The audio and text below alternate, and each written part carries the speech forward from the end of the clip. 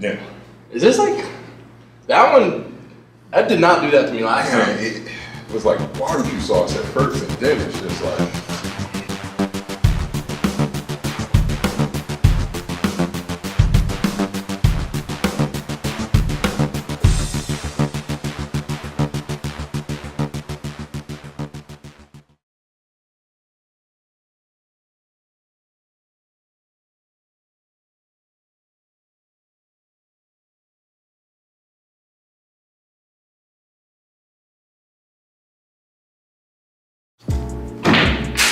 Welcome, students, families, whoever chooses to watch this video. Welcome to the next episode of Awaken's Hot Ones, where we've got hot wings, hot sauces, and even hotter questions.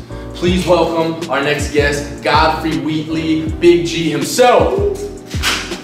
What up? How y'all doing out there? Big G, we're glad you're here. We are gonna hit you with some hot sauces on some hot wings. We are gonna ask some questions that are going to be a range of topics that we think people may be interested. Are you ready? Let's turn up the heat. Let's get it done. Let's get some. We're going to dive right in, and I'm sure you can handle this, but we're going to start easy. Is that all cool with you? Yeah, I got my scuba gear. Let's dive deep. We're diving deep. Right, first wing, first sauce, first question. Fort Apache from out in Apache, Montana, Texas, somewhere out there. So I'm going to put a little extra. We would like to formally shout out Chick-fil-A. Let's have a little fun. Oh. There we go. Oh my. Oh man, the man himself. Cheers to good times. Due to our research, we found that in 1998, you played ball at Polytech down in Beemore. We would like to know what you would think the highlight of your athletic career at Polytech was. A lot of people don't know this, but I did swim as well. I was on the varsity swim team. Yeah, I was huge then, so I was more like Shamu. Oh! But Shamu could get it in, I could swim. I came in second place in all my races except for one. But career highlight had to be first round playoff game. First quarter, they called a draw up the middle. Stop making fun of me. I was playing D tackle. Fullback came through unblocked.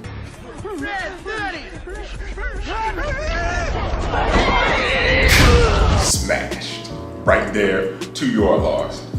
They didn't run my way for the rest of the game. It was in that moment I felt so pumped, crowd going crazy, coaches throwing clipboards on the sideline and everything. The moment of dominating another human.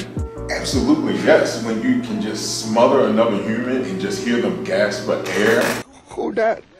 Who there? And you lay on top of them knowing that they've been defeated. Oh, it's an excellent feeling. I love it. Moral lessons. Don't hold on to that one, students. Sauce number 2, wing number 2. We know how Big G likes it now, so I'm not gonna waste any time saucing this puppy up. Like I was saying earlier, we'd like to shout out Chick-fil-A, Jesus chicken all day. I just wish that y'all were open on Sunday, I really do.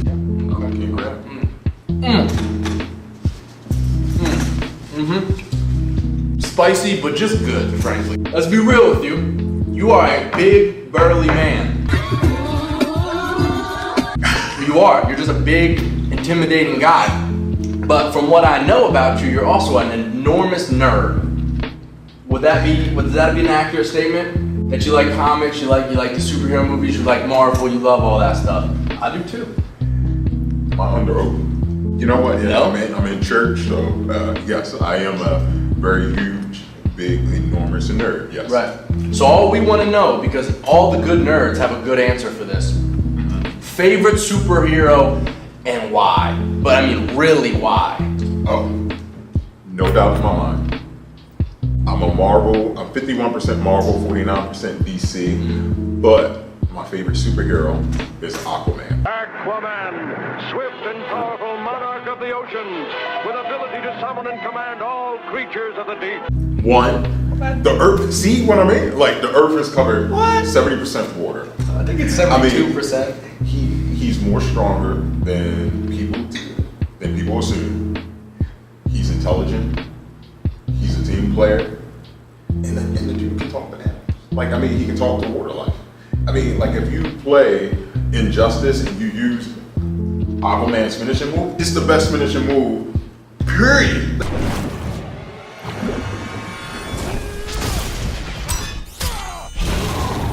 The dude brings it in, and I'm not just saying, like, it's not a game. Aquaman all the way. Yeah, it's no joke. I really strongly believe in Aquaman. This is just good interview right here. This was not planned. Aquaman all day. Aquaman. Respect his game is what people need to do. Or else they'll have to deal with the football side of me instead of the Right, side. the smothering human and The make them smothering gas. human, make them gas. I don't mess with that. Wow. Well, let's keep moving then. We're gonna dive right in. Wing number 3, sauce number 3, question number 3. This one is called Gonna Getcha, and that's hopefully what happens. Ooh. Oh, I actually put a lot on that one. Okay.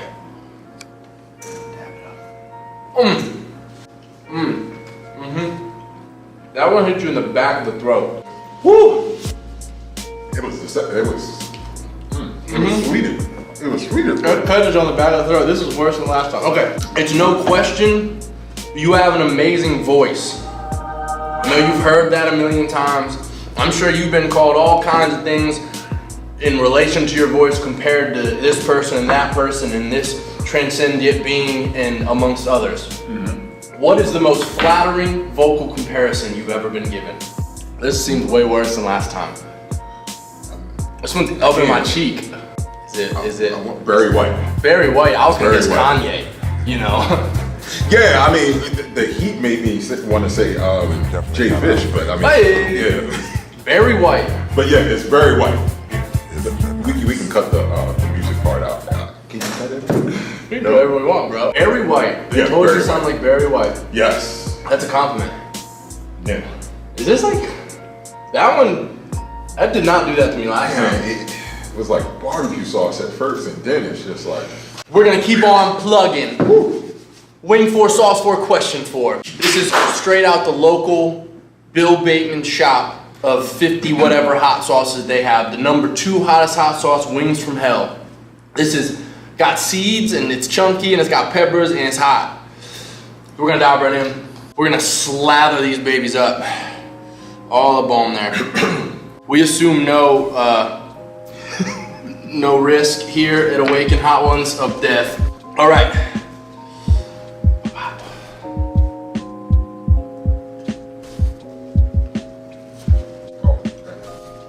I think letting them soak was a good idea because these are definitely hotter than last time. Question number 4. Godfrey, you're a busy man. You work full time. From what I know, you're in management, right? Yes. You got a family. You do a lot of things, but you also volunteer in both kids ministry and student ministry here at the church. What motivates you to, in the midst of a busy schedule and having a family, to still commit time to 2 separate ministries in the church? Well, one, my kids are here.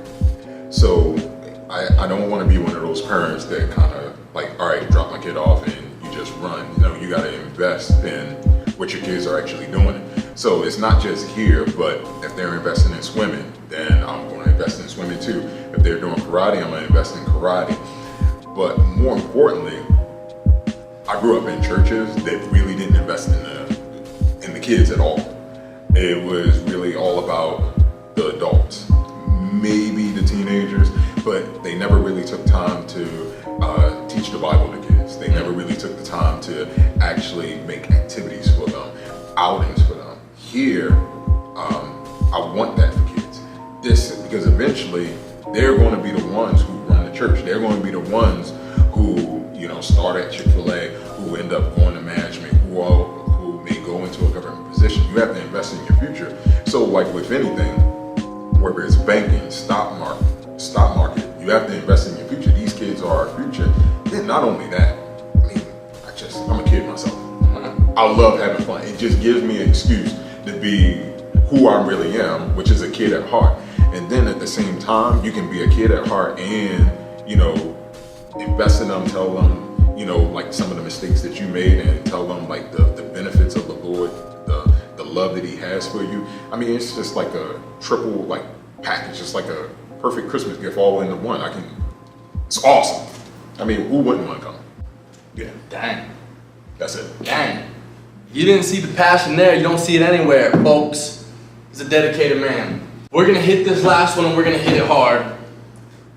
Question 5, wing 5, sauce 5. It's really sitting on me. Atomic sauce from Bill Bateman's themselves, their hottest wing sauce. Multiple casualties from what I've heard. No casualties. We are gonna get to this last question. Oh yeah. We take no prisoners here on Awaken's Hot Ones. Good times.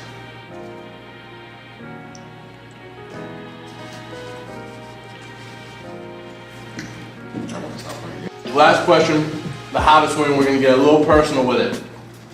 Okay. You have a little mini-me named GW, a son. You're involved in all of his sports, you're involved in student ministry, you're investing so much into him and his life in the most emotional way possible. Describe what it's like to raise up a son being a man. You know what? I'm gonna always keep it real. It's a roller coaster ride. Like literally, I mean, it's like having your best friend and then it's so hard. It's difficult because it's your best friend and then at the same time it's your kid.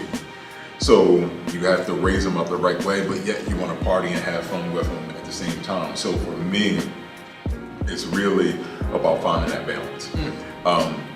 What's really cool is it's almost like he's almost like a direct duplicate of me, but like just in a better way. Like I can see the smartness that he has, but it's at a higher level. Athletically, he's talented, and it's like, I wouldn't tell him this, but he's better than me. And it's just like, it's like me 2.0, like a skinnier, more athletic, more smarter version of me. I'd never tell my son that, ever. Yeah, I would never tell him that either. I mean, he's just an awesome kid. It's difficult raising a kid because, I mean, you have so many other outside influences. You have their own influences, but it's really, what I had to tell myself, it's not about what you want, it's not about what, it's about what God wants for him. And it's about what God has in store for him. And I may want him to go in a certain direction, but I have to really let go and say, hey, this isn't, it's his son. I'm just here as like a body just to guide him on the path that the Lord already has for him. And I think another big thing for me is when you see all that potential and you see all that he's capable of and the future that he's able to have, sometimes you want to just squeeze that orange dry and I'm like, you're just on him so much. But I think that another thing is, and this is like for all parents, just let go sometimes. Just let them be them. So it's a roller coaster ride, good, bad, ugly, but no matter what, even if I throw up on that ride, I'm getting right back in line to hop on it to go on the same ride again. Man. Yeah, so that's how it is. I think he's an awesome kid. So yeah, he's an excellent roller coaster ride. GW, you aight. Best one. Yeah. Godfrey, my lips are tingling, I'm not gonna lie to you. Just a little bit up in here, but you're through it. 30 seconds. Woo. Whoever's watching this, hit him with some wisdom. What would you want people to hear? Hey, be you no matter what. And if you're a nerd, be a nerd. If you're a jock, be a jock. But first most, keep the Lord first. Have fun. Don't stress out. And live life till the wheels fall off, you know? But do it with the Lord in the passenger seat. I don't want you just out there just running amok. Shout out to my crew, my 10th grade boys.